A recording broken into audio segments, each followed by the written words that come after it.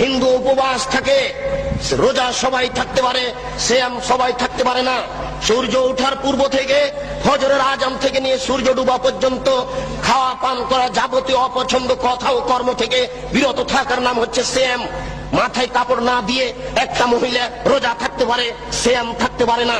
যাবতীয় অপছন্দ কথা ও কর্ম থেকে বিরত থাকার নাম হচ্ছে সিয়াম। একজন মহিলা ছোট ব্লাউজ পরে রোজা থাকতে পারে, সিয়াম থাকতে পারে না।